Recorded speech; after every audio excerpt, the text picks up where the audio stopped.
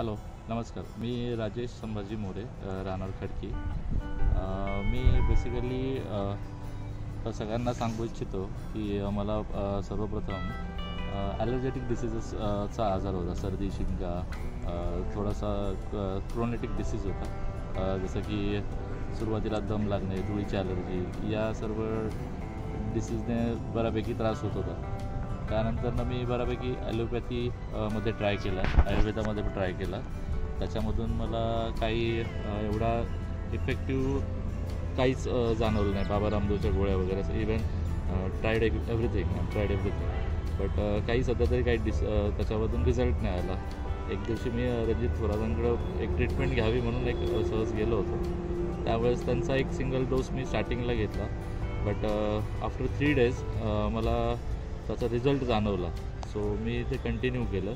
एक फर्स्ट ट्रीटमेंटमध्येच माझं 90% मी जवळजवळ क्लिअर झालो होतो. तरी पण मी म्हटलं की अजून एकदा जाऊन यावं, त्यांना सांगावं. सेकंड टाईम गेलो 2nd monthमध्ये. तर त्यानंतर मला बऱ्यापैकी एकदम छान वाटलं, म्हणजे 100% मला असा रिझल्ट झाला. थर्ड टाईम पण म्हटलं अजून एकदा जावं, कारण की 100% रिझल्ट हवा असेल तर ॲटलिस्ट 3-4 monthsसाठी तरी त्यांच्याकडे जाऊन आपलं ट्रीटमेंट घ्यावं. सो थर्ड टाईम पण गेलो होतो मी.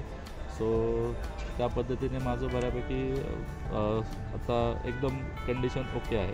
सो आता मी कधी पण त्यांच्याशी कन्सल्ट करतो, काही होत असेल किंवा नसेल. पण अजूनपर्यंत मला या ॲलर्जीचा आणि अजूनपर्यंत या पद्धतीचा पहिल्यासारखा कधीच त्रास झालेला नाही आहे. सो आता I should be happy for the treatment.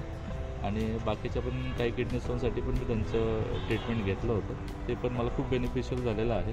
जे की नॉर्मल डेली लाईफमध्ये माझं बॅक वगैरे दुखणे किंवा असे त्रास होत होता मला किडनी स्टोनचा, तो पण बऱ्यापैकी छान झालेला आहे. So I am happy with the treatment.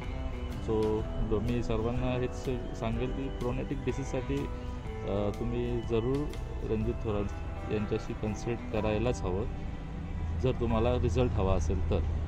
Else तुम्ही तुमचा टाईम वेस्ट करताल. बस, दॅट्स इट. जर तुम्हाला आवडलं असेल तर मला फीडबॅक द्या. तुमचं लाईक, कॉमेंट्स आणि माझा यूट्यूब चॅनलला पण सबस्क्राईब करा. धन्यवाद.